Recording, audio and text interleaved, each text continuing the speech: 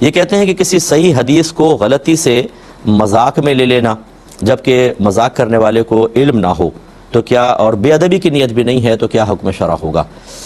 دیکھیں، جب کسی چیز کا تعلق دین کے ساتھ ہوتا ہے کہ نبی کریم صلی اللہ علیہ وسلم جب کوئی فرض کر لے سرکار کی طرف نسبت بھی نہیں کی، کوئی بات بیان فرمائی کہ دین میں یہ ہے، تو اس کا مذاق اڑانے کا کیا مطلب ہے؟ کوشش یہ کرنی چاہیے کہ پہلے اس بات کی تصدیق کر لی جائے کہ یہ قرآن کا یا حدیث کا کوئی مضمون تو نہیں ہے۔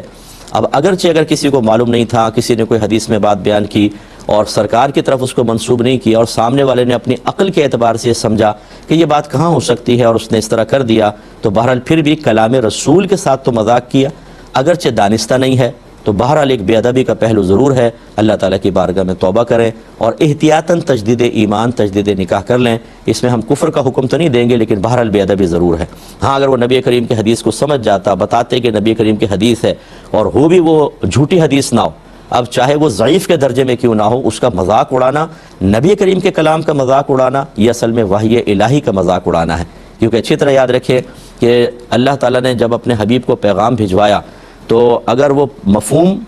اور الفاظ اللہ کی طرف سے تھے اور نبی کریم صلی اللہ علیہ وسلم کو اس میں تبدیلی کا کوئی اختیار نہیں تھا، جو اللہ تعالیٰ نے مفہوم آپ تک پہنچایا، جن الفاظ کے ساتھ بیان کرنا تھا اس میں آپ کو بونڈ کر دیا گیا، اسے کہتے ہیں قرآن۔ وہ جبریل امین وحی لے کر آتے تھے، لیکن اگر معنی مفہوم اللہ کی طرف سے آپ کے قلب پر القاء ہوئے،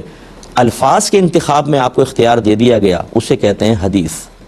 اسی لیے قرآن کو وحی جلی کہتے ہیں اور حدیث کو وحی خفی کہا جاتا ہے۔ یہ اللہ کا ہی کلام ہوتا ہے، اللہ کا پیغام ہوتا ہے جو اپنے حبیب کے ذریعے وہ پہنچاتا ہے، لہٰذا اس کا مذاق اڑانا گویا کہ نبی کا بھی مذاق اڑانا ہے، آپ کے کلام کا مذاق اڑانا ہے، اللہ کے کلام کا مذاق اڑانا ہے، تو یقینی سی بات ہے کہ پھر اس میں سخت حکم لگے گا، اس لیے اس سے اجتناب کیا جائے۔